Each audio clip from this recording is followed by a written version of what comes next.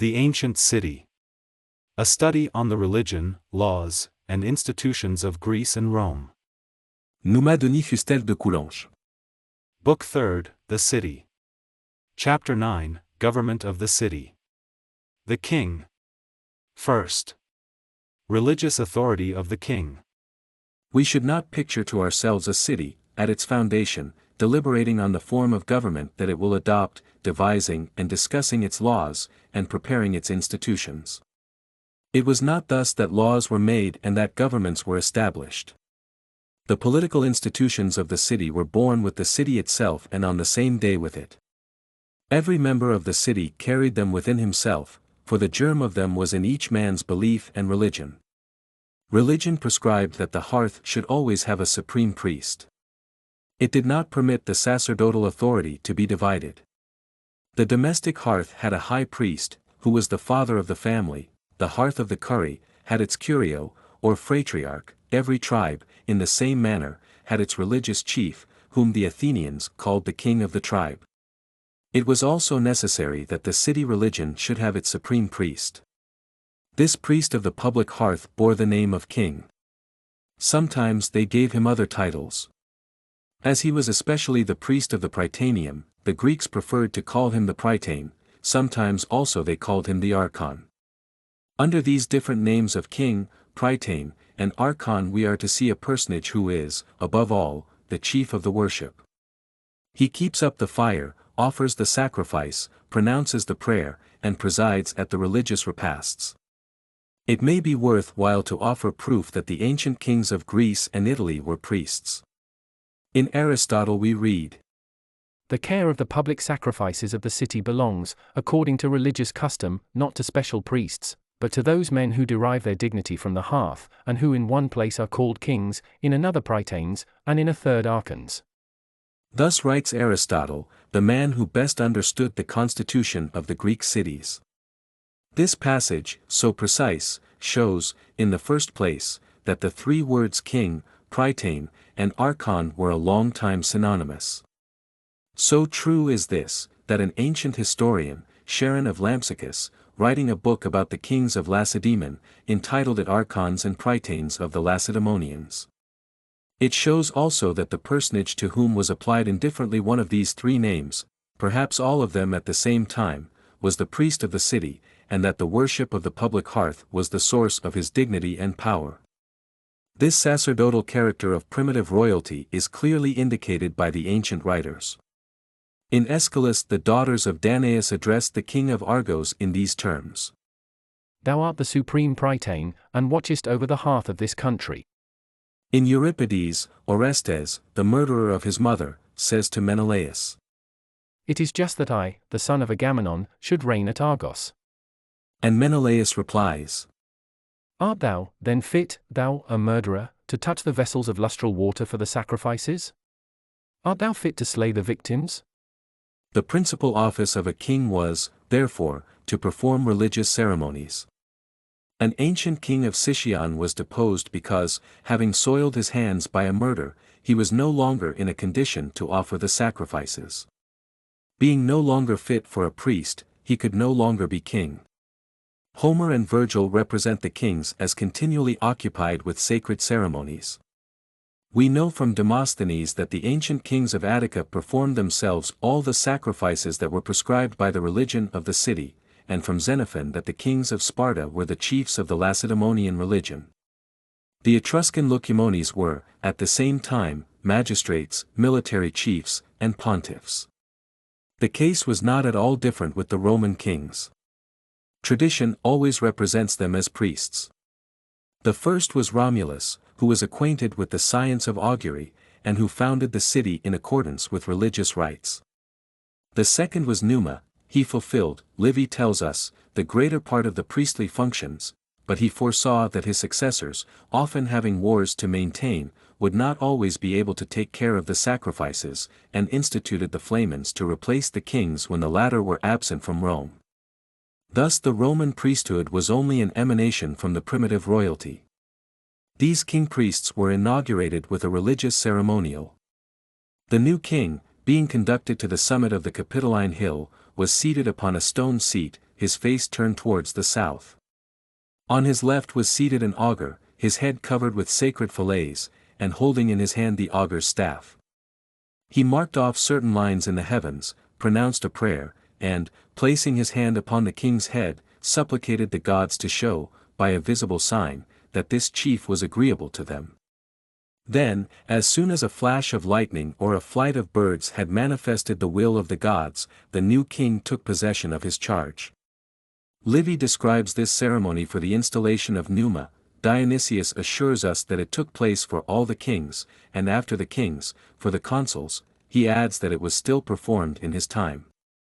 There was a reason for such a custom, as the king was to be supreme chief of the religion, and the safety of the city was to depend upon his prayers and sacrifices. It was important to make sure, in the first place, that this king was accepted by the gods.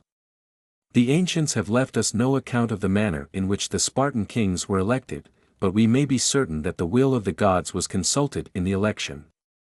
We can even see from old customs which survive to the end of the history of Sparta, that the ceremony by which the gods were consulted was renewed every 9 years, so fearful were they that the king might lose the favor of the divinity. Every 9 years, says Plutarch. The ephors chose a very clear night, but without a moon, and sat in silence, with their eyes fixed upon the heavens. If they saw a star cross from one quarter of the heavens to the other, this indicated that their kings were guilty of some neglect of the gods. The kings were then suspended from their duties till an oracle came from Delphi to relieve them from their forfeiture. Second, political authority of the king. Just as in the family the authority was inherent in the priesthood, and the father, as head of the domestic worship, was at the same time judge and master, so the high priest of the city was at the same time its political chief. The altar, to borrow an expression of Aristotle, conferred dignity and power upon him. There is nothing to surprise us in this confusion of the priesthood and the civil power. We find it at the beginning of almost all societies, either because during the infancy of a people nothing but religion will command their obedience, or because our nature feels the need of not submitting to any other power than that of a moral idea. We have seen how the religion of the city was mixed up with everything. Man felt himself at every moment dependent upon his gods, and consequently upon this priest, who was placed between them and himself. This priest watched over the sacred fire. It was, as Pindar says, his daily worship that saved the city every day. He it was who knew the formulas and prayers which the gods could not resist. At the moment of combat, he it was who slew the victim, and drew upon the army the protection of the gods. It was very natural that a man armed with such a power should be accepted and recognized as a leader. From the fact that religion had so great a part in the government, in the courts, and in war, it necessarily followed that the priest was at the same time magistrate, judge, and military chief. The kings of Sparta, says Aristotle, have 3 attributes: they perform the sacrifices, they command in war, and they administer justice. Dionysius of Halicarnassus expresses himself in the same manner regarding the kings of Rome. The constitutional rules of this monarchy were very simple. It was not necessary to seek long for them, they flowed from the rules of the worship themselves. The founder, who had established the sacred fire, was naturally the first priest. Hereditary succession was the constant rule, in the beginning, for the transmission of this worship. Whether the sacred fire was that of a family or that of a city, religion prescribed that the care of supporting it should always pass from father to son. The priesthood was therefore hereditary, and the power went with it.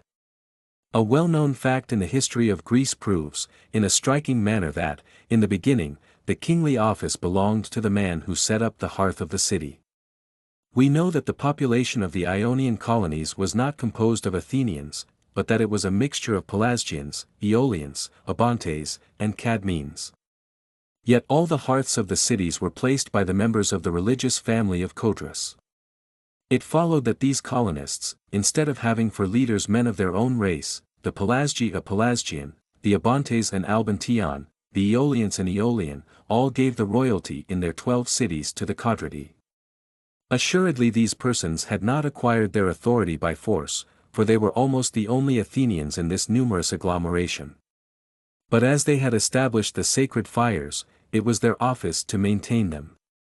The royalty was, therefore, bestowed upon them without a contest, and remained hereditary in their families. Battus had founded Cyrene in Africa, and the Batiati were a long time in possession of the royal dignity there. Protes founded Marseilles, and the Proteati, from father to son, performed the priestly office there, and enjoyed great privileges. It was not force, then, that created chiefs and kings in those ancient cities. It would not be correct to say that the first man who was king there was a lucky soldier. Authority flowed from the worship of the sacred fire. Religion created the king in the city, as it had made the family chief in the house.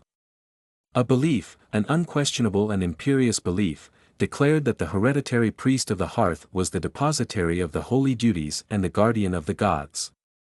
How could one hesitate to obey such a man? A king was a sacred being.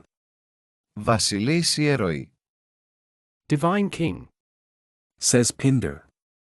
Men saw in him, not a complete god, but at least The most powerful man to call down the anger of the gods. the man without whose aid no prayer was heard, no sacrifice accepted. This royalty, semi-religious, semi-political, was established in all cities, from their foundation, without effort on the part of the kings, without resistance on the part of the subjects. We do not see at the origin of the ancient nations those fluctuations and struggles which mark the painful establishment of modern societies. We know how long a time was necessary, after the fall of the Roman Empire, to restore the rules of a regular society. Europe saw, during several centuries, opposing principles dispute for the government of the people, and the people at times rejecting all social organization. No such spectacle was seen in ancient Greece, or in ancient Italy. Their history does not commence with conflicts, revolutions appeared only at the close. Among these populations, society formed slowly and by degrees, while passing from the family to the tribe, and from the tribe to the city, but without shock and without a struggle. Royalty was established quite naturally, in the family first, in the city later. It was not devised in the imagination of a few, it grew out of a necessity that was manifest to the eyes of all. During long ages it was peaceable, honored, and obeyed. The kings had no need of material force, they had neither army nor treasury, but, sustained by a faith that had a powerful influence over the mind, their authority was sacred and inviolable.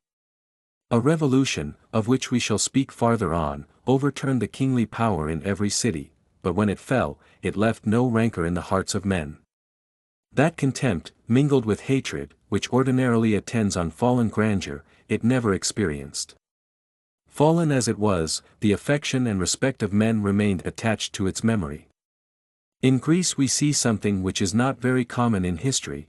In the cities where the royal family did not become extinct, not only was it not expelled, but the same men who had despoiled it of power continued to honor it. At Ephesus, at Marseilles, at Cyrene, the royal family, deprived of power, remained surrounded with the respect of the people, and even retained the title and insignia of royalty. The people established republican institutions, but the name of king, far from becoming a reproach, remained a venerated title. It is customary to say that this word was odious and despised. This is a singular error, the Romans applied it to the gods in their prayers.